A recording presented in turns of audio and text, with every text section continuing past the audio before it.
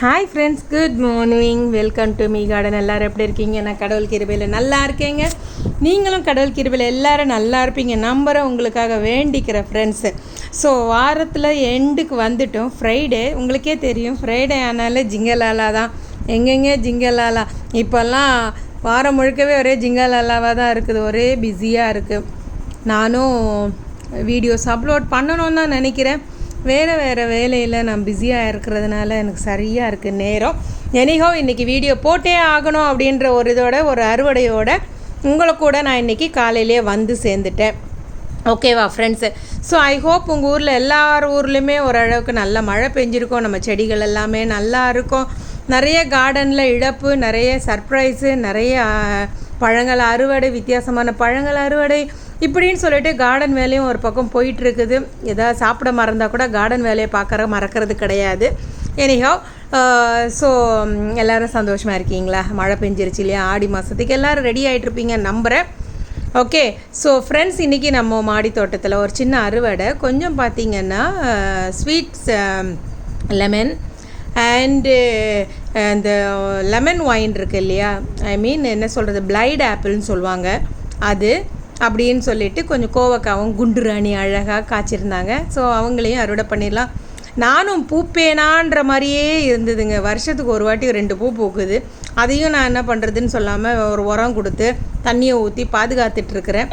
சரி, ஒரு ஓரமாக அவங்களும் இருந்துட்டு போட்டுமே, இவ்வளோ பெரிய இடத்துல அவங்களுக்கு ஒரு இடம் இல்லாமல் இருந்தால் எப்படின்னு சொல்லிட்டு இதெல்லாம் நம்மளோட பிரம்ம கமலம் பிங்க்கு வெரைட்டிஸ். வெள்ளை கிடையாது, இதெல்லாம் பிங்க் வெரைட்டி. ஸோ புது கலெக்ஷன்ஸ் அதெல்லாம் நம்ம மாடி தோட்டத்துக்கு. ஸோ அப்படியே பார்த்திங்கன்னா நம்மளோட பிளைட் ஆப்பிளெல்லாம் கொஞ்சம் அறுவடை இருந்துச்சு. சார் அதையும் அறுவடை பண்ணிக்கலாம் அப்படின்ட்டு.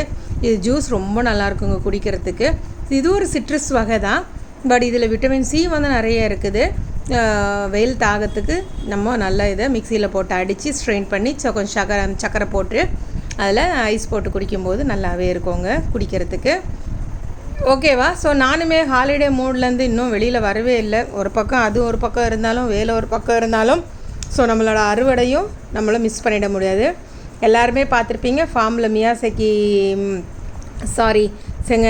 தமிழ்நாட்டின் மியாசகி அண்டு செங்கவருக்கை, கோற்றுக்கோணம்னு பல பேர்களால் அழைக்கப்படும் மாம்பழம் நம்மளும் அறுவடை பண்ணிட்டோம். ஸோ எனக்கு ரொம்பவே சந்தோஷமும் ஹாப்பியாக இருந்துச்சுங்க.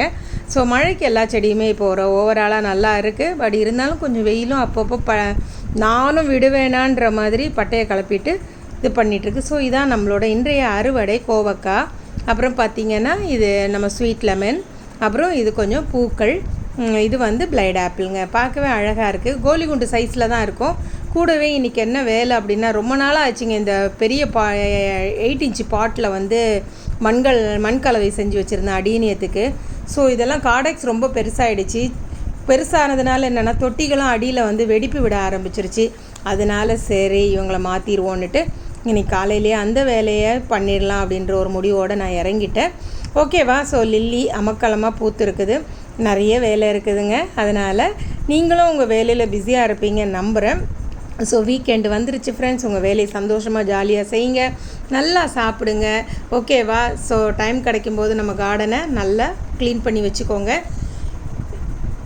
சாரி, ஏன்னா ஆடி மாதத்தை நம்ம நெருங்க போகிறோம்.